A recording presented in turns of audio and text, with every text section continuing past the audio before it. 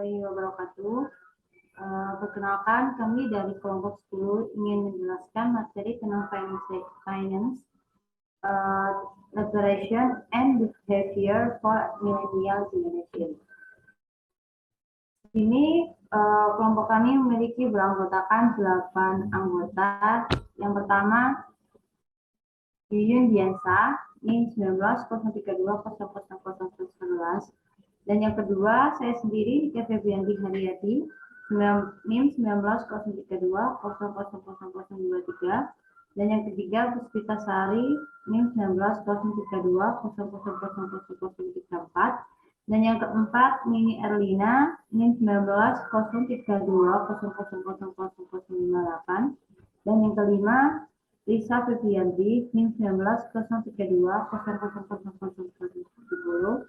Dan yang keenam, Arina Faradila, NIM 190320000057. Dan yang ketujuh, Sarah Sapira, NIM 190320000004. Dan yang terakhir, Christophorus Klau, NIM 220320000064. Di sini saya akan menjelaskan tentang fenomena maraknya penipuan dengan modus pinjaman online atau disebut dengan pinjol yang menimpa banyak mahasiswa menjadi sorotan publik akhir-akhir ini. Korban merupakan mahasiswa yang ingin mencari dana tambahan untuk kegiatan kampus. Fenomena pinjol ini membuat resah banyak masyarakat. Tak jarang beberapa di antaranya mengarah pada penipuan. Bunganya sendiri memiliki nilai yang cukup tinggi, dan cara penagihannya yang tidak etis dapat membahayakan mahasiswa secara psikis dan akademik. Dan di sini saya memiliki contoh seorang mahasiswa dari Universitas IPB. Di sini korban mahasiswa tersebut dirayu oleh pelaku untuk menggunakan sebuah aplikasi pinjol atau disebut dengan pay letter. Tetapi dengan menggunakan aplikasi ini, mahasiswa kehilangan uang yang mereka transfer kepada aplikasi online ini. Dan di sini membuat mahasiswa merasa dirugikan dengan menggunakan aplikasi pinjol tersebut. Polisi dan dengan kasusnya ini, polisi menerima 29 aduan terkait penipuan investasi fiktif yang berujung ratusan mahasiswa Universitas IPB terjerat pinjol. Total kerugian yang dialami mahasiswa itu mencapai miliaran ratusan rupiah.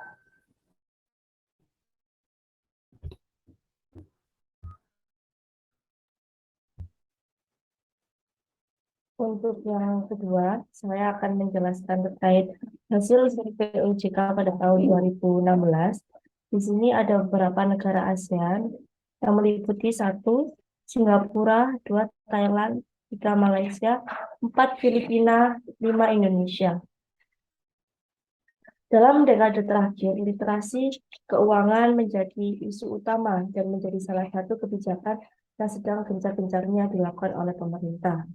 Hasil survei yang dilakukan oleh OJK tahun 2016, tingkat literasi keuangan di Indonesia adalah 29,7%, di mana angka tersebut masih di bawah negara ASEAN lainnya, seperti Filipina yang mencapai 27%, Malaysia yang mencapai 66%, Thailand yang mencapai 73%, dan Singapura yang mencapai 98%.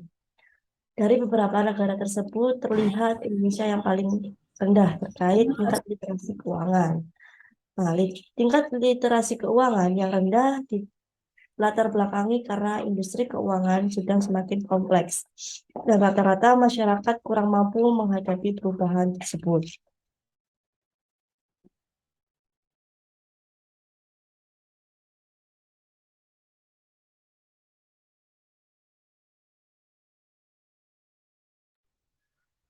Kurangnya pengetahuan ini akan berdampak pada kemampuan pembuatan keputusan dalam kehidupan sehari-hari. Nantinya akan sulit membuat keputusan yang paling menguntungkan bagi kesejahteraan ekonominya atau financial well-being. Pemilihan literasi keuangan yang baik akan membuat hidup menjadi sejahtera, sedangkan pembuatan keputusan yang salah akan berakhir pada pengelolaan ekonomi yang buruk dan tidak efektif, dapat mengakibatkan perilaku masyarakat yang rentan akan krisis keuangan dan berpotensi mengalami kerugian akibat kejahatan di sektor keuangan seperti penipuan investasi bodong. Di sini contoh kasus investasi bodong yang pernah viral yaitu seperti Indra Kents dan Doni Salmanan.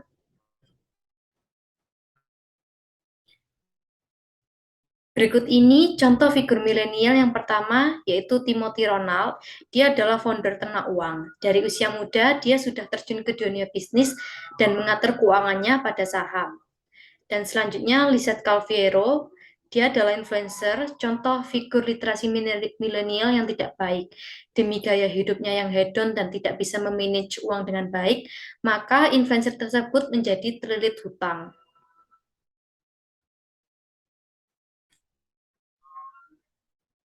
Selanjutnya, pengertian dari literasi keuangan.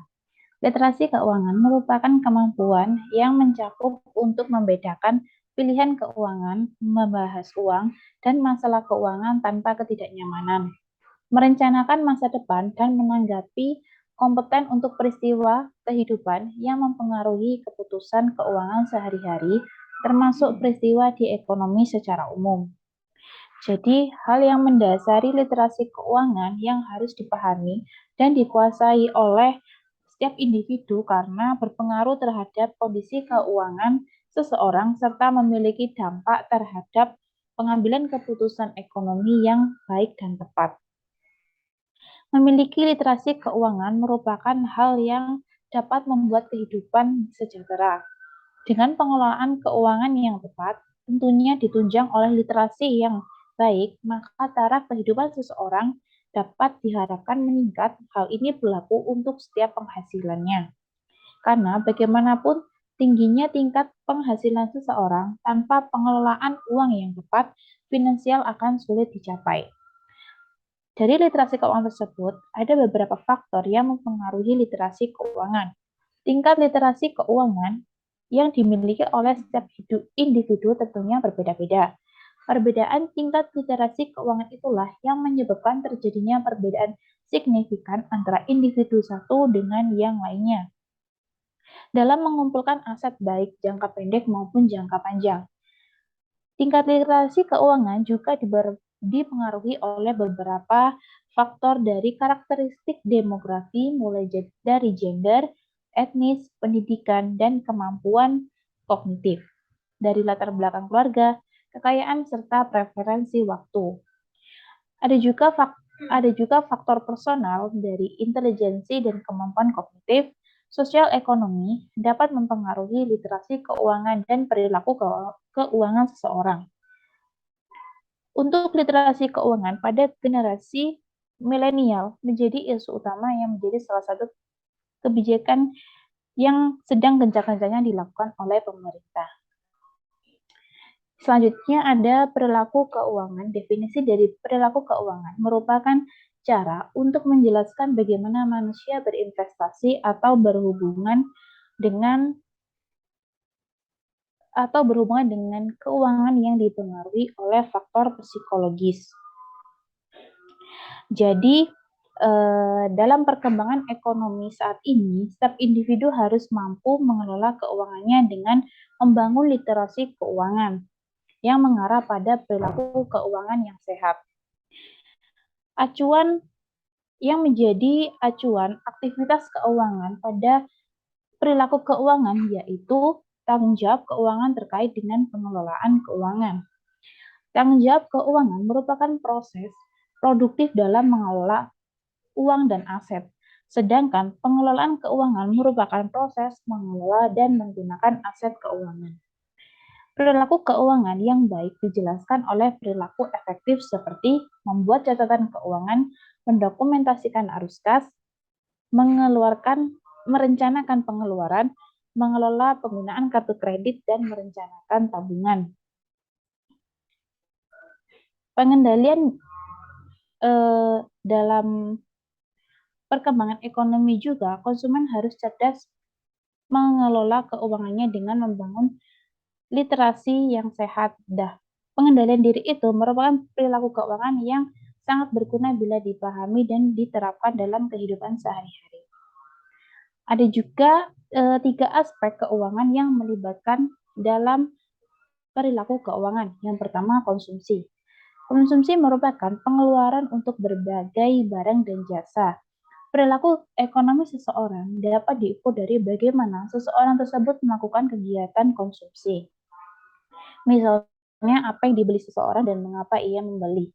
Contohnya seperti kita berbelanja di Shopee. Misalnya kita membeli lipstik.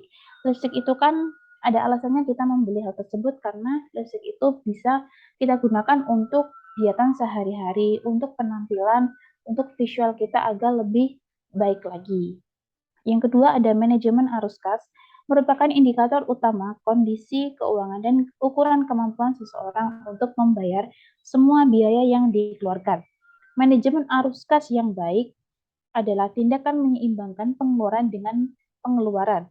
Manajemen arus kas dapat diukur dengan seseorang membayar faktur tepat waktu, menyimpan catatan dan bukti, serta merencanakan anggaran keuangan dan rencana masa depan.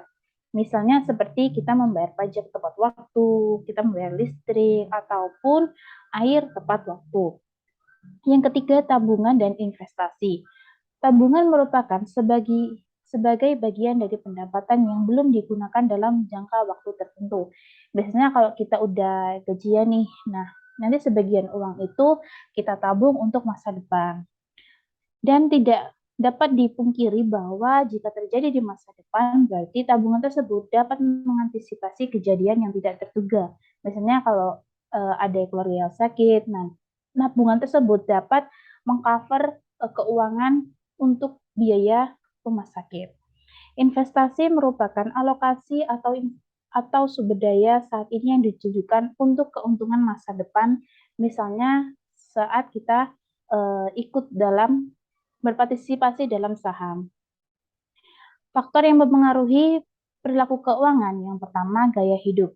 Gaya hidup adalah tingkah laku sehari-hari segolongan manusia dalam masyarakat. Gaya hidup seseorang biasanya tidak permanen dan cepat berubah. Gaya hidup yang tidak permanen seperti kita membeli produk dan layanan, mengkonsumsi, sedangkan gaya hidup yang berkelanjutan yang lebih luas serangkaiannya seperti berinteraksi, kegiatan rekreasi, olahraga, dan pendidikan. Yang kedua, sikap keuangan. Sikap merupakan kesiapan seseorang untuk bertindak secara tertentu terhadap hal tertentu. Pembentukan dan perubahan sikap individu akan ditentukan oleh 2 faktor. Yang pertama, faktor internal. Faktor internal merupakan cara individu dalam menanggapi dunia luar dengan selektif, sehingga tidak semua yang datang akan langsung diterima atau ditolak. Untuk faktor eksternal merupakan keadaan yang ada di luar individu yang akan membantu untuk membentuk atau mengubah sikap individu.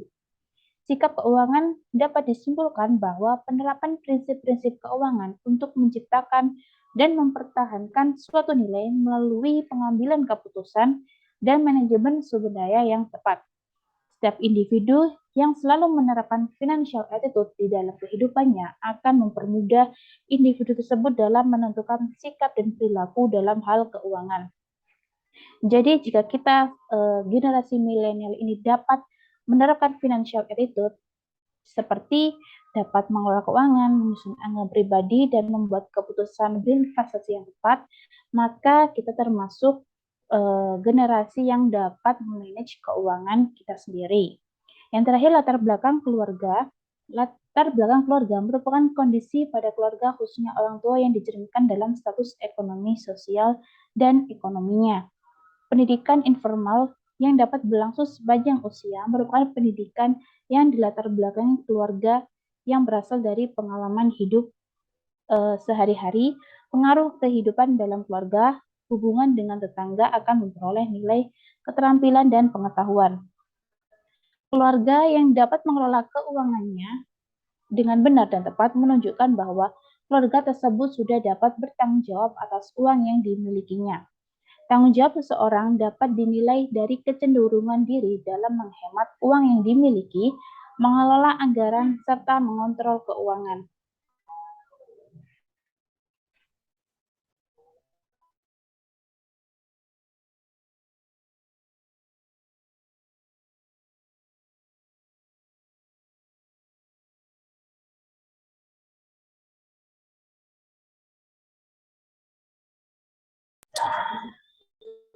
Hasil Survei Nasional Literasi dan Inklusi Keuangan 2019, 35% target tingkat literasi keuangan 2017, 38,3% tingkat literasi keuangan, 76,19% tingkat inklusi keuangan, 75% target tingkat inklusi keuangan 2016. Saya akan menjelaskan berdasarkan hasil Survei Nasional Literasi dan Inklusi Keuangan atau SNLIK yang dilakukan Otoritas Jasa Keuangan atau OJK pada tahun 2019 kemarin. Tingkat literasi keuangan dan inklusi keuangan 2019 masing-masing mencapai 38,3% dan 76,19%. Angka ini cukup mengembirakan karena Indonesia telah berhasil melampaui target yang ditetapkan oleh pemerintah dalam Peraturan Presiden Nomor 82 Tahun 2016 tentang Strategi Nasional Keuangan Inklusif atau SNKI sebesar 75%. Untuk tingkat inklusi keuangan, sementara target tingkat literasi keuangan yang ditetapkan dalam Peraturan Presiden Nomor 50 Tahun 2017 tentang Strategi Nasional Perlindungan Konsumen sebesar 35% juga telah terlampaui. Angka ini menunjukkan peningkatan cukup signifikan dari survei sebelumnya di tahun 2016, di mana terdapat peningkatan pemahaman keuangan atau awareness masyarakat sebesar 8,33%. Secara peningkatan akses terhadap produk dan layanan jasa keuangan sebesar 8,39%.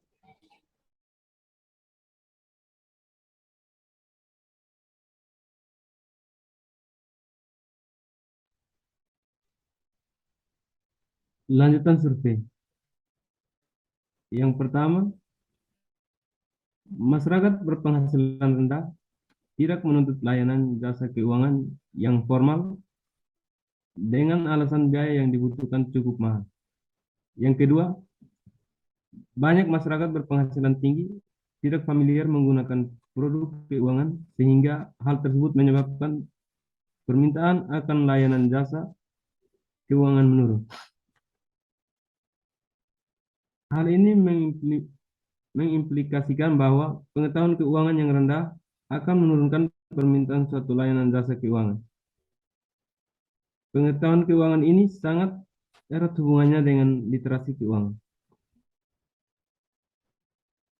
Literasi keuangan merupakan kemampuan individu dalam mengaplikasikan pengelolaan keuangan, baik dalam mendapatkan dan mengevaluasi informasi yang umum diperuntukkan untuk pengembalian keputusan dan melihat konsekuensi yang diterima.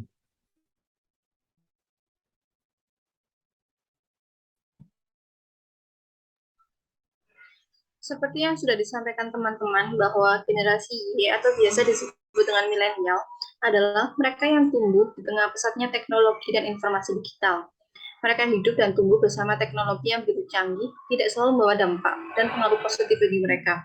Hasil riset yang telah dirilis Tirto pada Juli 2019 menunjukkan generasi milenial cenderung lebih boros, sulit menabung, dan tidak terlalu memperdulikan kebutuhan investasi hari depan. Alhasil, generasi milenial dan generasi Z ditengarai menghadapi resiko finansial lebih besar di masa mendatang akibat gaya pengelolaan keuangan milenial dan generasi Z yang kurang sehat. Perilaku pengelolaan keuangan yang buruk disebabkan oleh beberapa faktor. Salah satunya adalah literasi keuangan. Gaya hidup dan literasi keuangan yang buruk mempunyai dampak yang sangat signifikan terhadap perilaku keuangan yang buruk pula. Hal ini akan menyebabkan high risk financial di masa depan generasi milenial dan Gen Z. Maka dari itu, perlu menyadari pentingnya memahami perilaku keuangan dalam kehidupan, apalagi pada zaman sekarang lebih baik mengalokasikan uang dalam bentuk investasi, asuransi, tabungan, sehingga manfaatnya dapat dirasakan di masa mendatang. Untuk itu, belajar dan berusahalah untuk peduli terhadap pentingnya memahami perilaku keuangan yang bisa dimulai dari diri kita sendiri.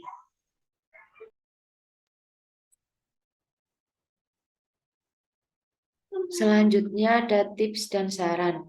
Saran dewasa ini diharapkan para generasi milenial, terutama generasi Z, diharapkan lebih memahami akan kondisi keuangan di masa kini. Kondisi keuangan di beberapa tahun yang akan datang akan mengalami resesi. Untuk menanggulangi keadaan tersebut, diharapkan generasi milenial harus bersikap cerdas dalam pengelolaan keuangan.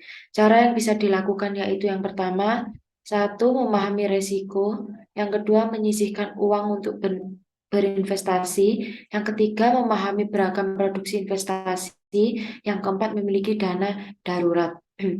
Misalnya menyisihkan uang untuk berinvestasi yaitu dalam pengelolaan keuangan menabung dan berinvestasi menjadi sangat penting. Kita bisa menerapkan metode SIP yaitu saving, menabung, investment, investasi, dan protection perlindungan. Menabung harus menjadi kebiasaan sejak awal pertama mendapatkan pekerjaan atau penghasilan tetap dan harus dilakukan secara rutin. Investasi juga merupakan salah satu alternatif pengelolaan keuangan yang harus dimulai sejak dini untuk mencapai bagian tujuan keuangan yang akan datang dan lebih mudah. Selanjutnya adalah perlindungan. Perlindungan jika kita sudah mampu untuk rutin dalam menabung maupun berinvestasi, jangan lupa untuk melakukan proteksi atau perlindungan baik untuk kesehatan maupun jiwa. Hal ini sangat penting untuk menghindari hal-hal yang kurang diinginkan di masa depan. Selanjutnya memiliki dana darurat. Dana simpanan atau dana darurat ini biasanya harus dimiliki sebanyak 6 kali total pengeluaran dalam 1 bulan untuk single dan 12 total pengeluaran dalam 1 bulan untuk pasangan yang sudah menikah dan belum memiliki tanggungan. Total dana darurat yang dibutuhkan setiap orang akan berbeda tergantung banyaknya pengeluaran dan jumlah orang yang harus ditanggung. Sekian presentasi dari kelompok kami, kurang lebihnya mohon maaf. Assalamualaikum warahmatullahi wabarakatuh.